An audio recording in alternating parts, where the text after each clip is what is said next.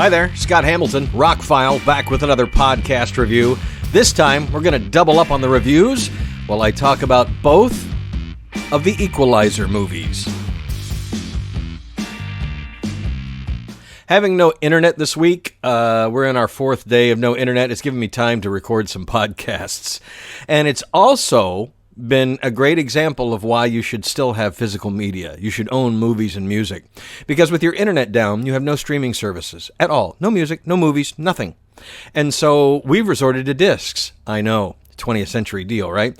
But it's been great. You know, we stream a lot because, like most people, it's easier than to go dig through the movie collection and pull out something you want to see. But when that's not an option and you dig through the movie collection and find 25 or 30 things you haven't seen in a while, then it becomes fun to pick a movie night. And my roommate and I, we started early. Let's do a double feature. Had both of them there in 4K. Denzel Washington and Anton Fuqua's double shot of action, The Equalizer and The Equalizer 2. So Anton Fuqua, if I'm pronouncing that correctly, is a director that I first discovered back in the 90s when he directed The Replacement Killers. That was his directorial debut. He went on to direct quite a few movies, including Training Day, which was, won a bunch of awards. Shooter, King Arthur, Tears of the Sun, The First Olympus Has Fallen, The Magnificent Seven, another one with Denzel. He's currently working on a science fiction action movie with Mark Wahlberg called Infinite that was supposed to be out in August, but it's been postponed to next May.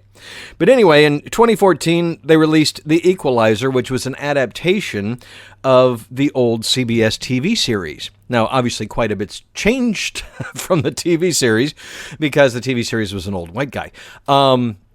But I gotta say, I have always had a soft spot for this movie. I remember when it came out, I saw it in the theater. I'm a Denzel fan, and I like the idea of watching him do the, this was about the time of a little before John Wick, I guess. And so these kind of action movies were starting to make a comeback, and I was very happy to see Denzel in one. And what I remember then, and what really came home watching it again last night, is how much they elevated the B-movie art form into an A-list feature film. It is absolutely gorgeous to look at. Reflections, shadows, reflections in eyes, close-ups on eyes, slow motion, high frame rate, slow motion explosions. I mean, really pulled out all the stops with all the movie-making tricks you have, and not using things like crappy filters that we started using in the 90s that made everything look kind of weird. This is a really well-shot film, but it happens to be one of those, over-the-top action movies. And being based on a TV series, I guess they took the storyline and then kind of weaved their own story. And I've just always really enjoyed the movie. Never really got to fully experience it in 4K, with HDR on, and it was a sensational. My roommate, he's the techie with the giant TV. He would have suspected it was a 4K transfer, and it's not. It's an upscale. So that's how great the Sony transfer is of this 2014 movie.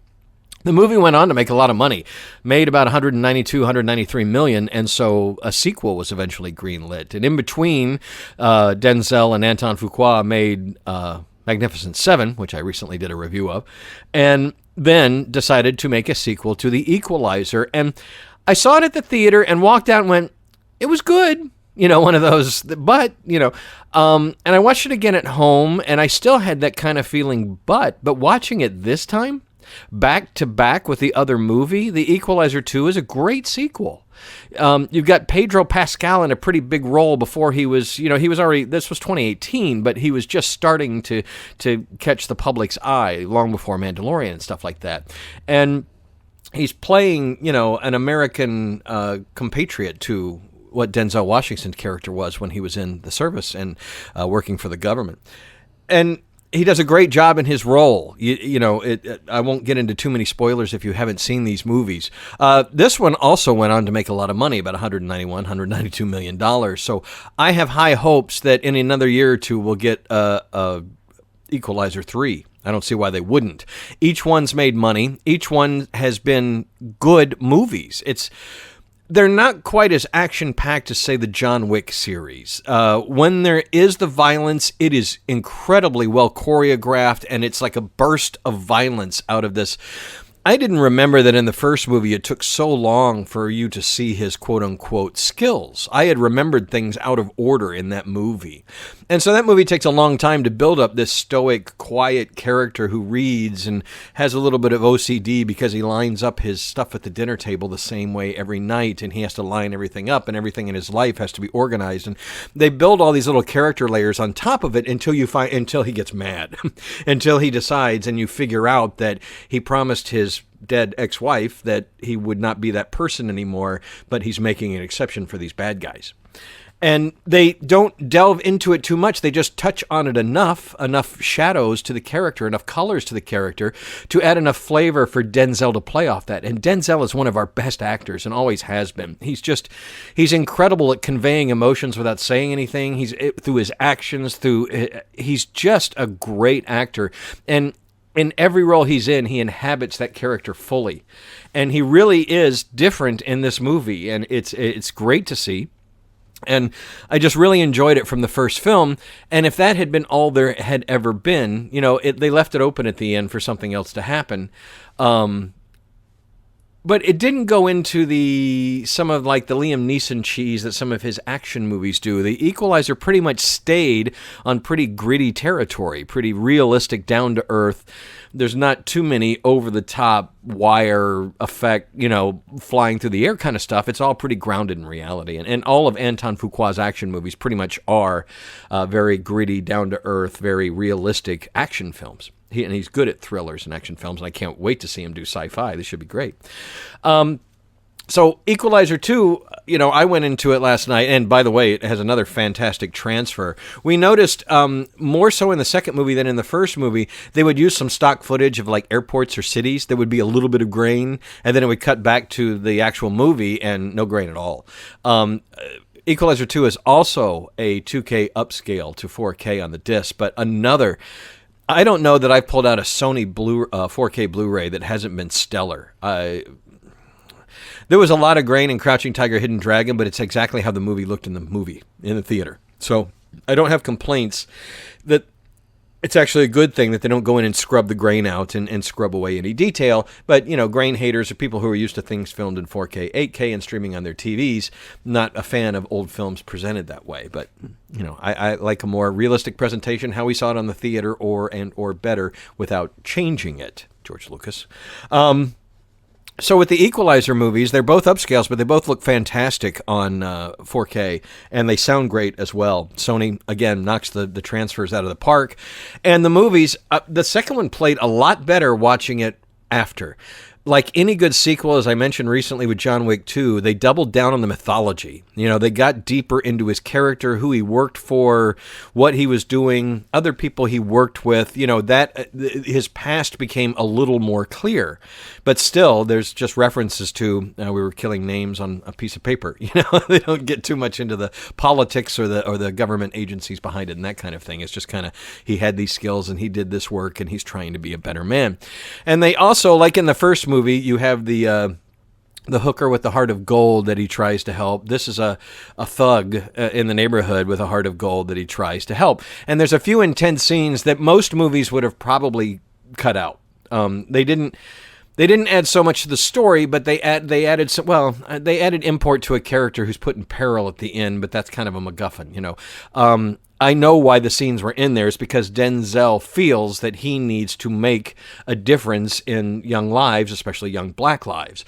And there's a great scene with this young actor that is scary Denzel, is scared straight Denzel. And it's amazing. I mean, it's just, so I didn't mean to say they would cut the... A lesser filmmaker who's trying to make a B-movie action movie would cut out the beats that are drama. And they would stick to the action to make a 90-minute something that you're entertained with, and it's over. Anton Fuqua has been trying to elevate both of these action films to above their B-movie origins, and straight staging them with incredible action scenes and well-filmed everything, but then these moments of drama that do add the deeper layers to the story.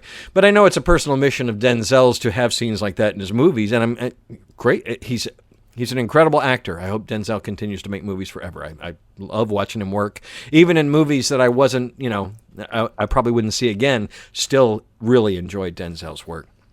So to go back and talk about the Equalizer movies from 2014 and 2018, 2022, can we get a third? I'd be all up for it. We now have a solid mythology. He's kind of read his 100 books. That's a theme running through the two movies, that his wife, before she died, was trying to read the 100 books you need to read before you die, and she made it to like 97. And in the first movie, he was up to 91. And there's a scene where he takes his ring off at the beginning of the second movie after finishing a book, and you think he's finished it, but then one of the scenes was to go pick up a book from somebody he helped, kind of. That's part of the Equalizer thing. But anyway, I don't want to get into spoilers. I just want to say, if you haven't seen these movies and you've kind of put them off as just another John Wick or another action movie clone, the Equalizer movies, I mean, I checked Google, and 52%, 54% of people like these movies. I'm like, really?